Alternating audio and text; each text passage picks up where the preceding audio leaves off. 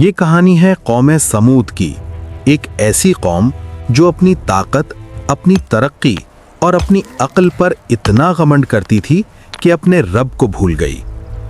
قرآن کے مطابق قوم سمود قوم عاد کے بعد آئی۔ اللہ نے انہیں وہ سب کچھ دیا جو کسی قوم کو دیا جا سکتا ہے، مضبوط جسم، لمبی عمر، بے مثال انجینئرنگ سکلز۔ یہ لوگ عام مکان نہیں بناتے تھے، یہ پہاڑوں کو کاٹ کر گھر اور محل بناتے تھے۔ ان کے شہر اتنے محفوظ تھے کہ وہ کہتے تھے، ہم تو پہاڑوں کے اندر رہتے ہیں، کون ہمیں نقصان پہنچا سکتا ہے؟ اللہ نے انہیں زرخیز زمین، پانی کے چشمے، امن اور سلامتی سب کچھ عطا کیا، مگر انہوں نے شکر چھوڑ دیا، بت پرستی شروع کر دی اور اپنی طاقت کو سب کچھ سمجھ لیا۔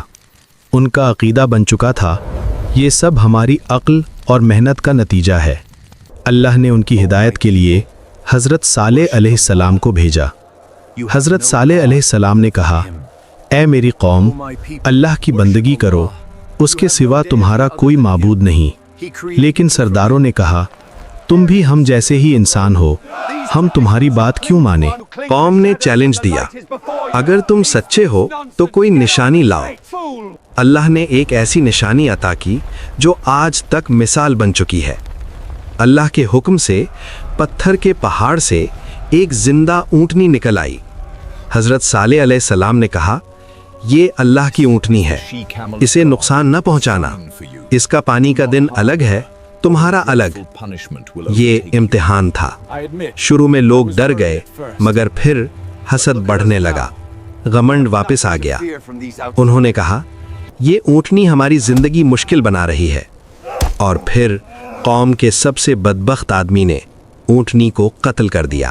حضرت صالح علیہ السلام نے کہا، اب اپنے گھروں میں 3 دن تک رہ لو، پھر اللہ کا عذاب آ جائے گا۔ قوم ہنس پڑی، دیکھتے ہیں تمہارا عذاب کب آتا ہے۔ 3 دن کی نشانی۔ پہلا دن چہرے پیلے، دوسرا دن چہرے لال، تیسرا دن چہرے سیاہ۔ اب یقین ہو چکا تھا، مگر وقت نکل چکا تھا۔ چوتھی صبح زمین زور سے کانپ اٹھی، آسمانی چیخ ہوئی، دل پھٹ گئے، جسم بے جان ہو گئے۔ جو کل اپنی طاقت پر فخر کرتے تھے، آج اپنے ہی گھروں میں مردہ پڑے تھے۔ صرف وہ لوگ جو حضرت صالح علیہ السلام پر ایمان لائے، جو اللہ سے ڈرتے تھے، باقی سب ختم۔ قرآن کہتا ہے، ہم نے ان پر ظلم نہیں کیا، بلکہ انہوں نے خود اپنے اوپر ظلم کیا۔ یہ کہانی صرف قوم تھمود کی نہیں، آج بھی انسان اپنی ٹیکنالوجی پر گھمنڈ کرتا ہے، اپنی پاور کو سب کچھ سمجھتا ہے، اللہ کے احکام کو اگنور کرتا ہے، مگر اللہ کا قانون نہیں بدلتا۔ دولت ملے شکر، طاقت ملے عاجزی، علم ملے اطاعت، ورنہ گھمنڈ کا انجام ہمیشہ تباہی ہوتا ہے۔